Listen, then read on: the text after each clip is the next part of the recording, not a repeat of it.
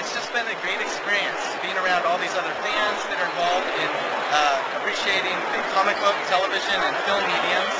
And really excited about all the recognition that we're getting here today. We actually have a MySpace page. It's www.myspace.com/theprisonerfans, and it's a place for fellow fans to connect with us, to post pictures, and to have some wonderful dialogue about the television program that we all know and love, namely The Prisoner, starring Patrick McGoohan. Rest in peace. Yes, and so what do you think about the reboot? Well, you know, I'm optimistic about it in a lot of ways. We actually had the opportunity to talk to the screenwriter earlier, as well as Jim Caviezel, who's the actor playing number 6. And he, of course, was in, he played Jesus Christ in Mel Gibson's Passion of the Christ. So he is a pretty well-regarded actor. And Ian McKellen, of course, Gandalf in Lord of the Rings, is playing number 2. And so I think that they're approaching the project in the correct fashion. They recognize the weight that's on their shoulders as it relates to the huge fandom that exists for the original 60s cult classic. And so I feel optimistic.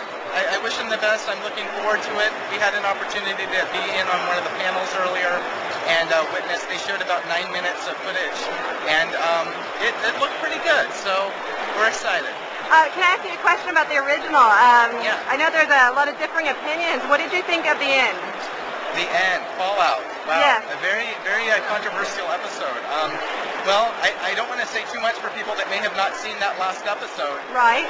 But it certainly brought up a question as to perhaps the question of who really oppresses us. You know, number 6 had an opportunity to become number 2 and then face number 1. And I think the results really brought into question you know, the idea that perhaps all of us on some level perhaps oppress ourselves, or we are our worst enemies, perhaps is another way of saying it. And I think Patrick McGoohan, he had the complexity as both an actor as well as a storyteller to not force-feed those things to the viewer.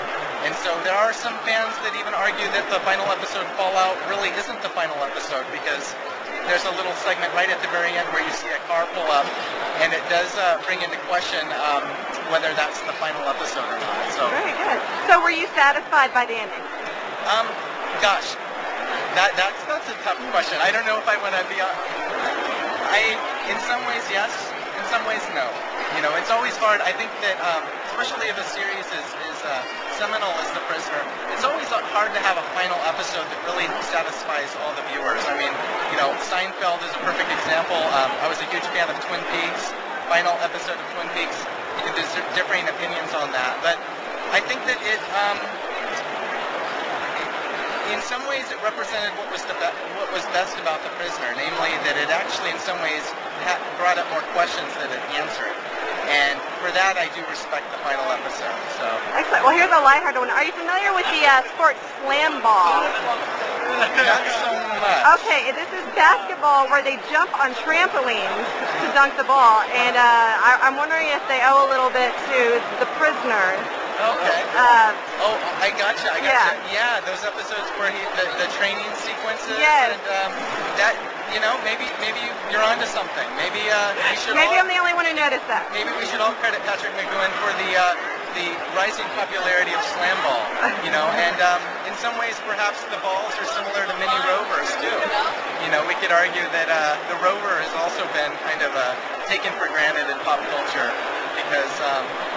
He's everywhere you look. There's things that look like rovers as well. Great. Thank you so much. Yeah, thanks for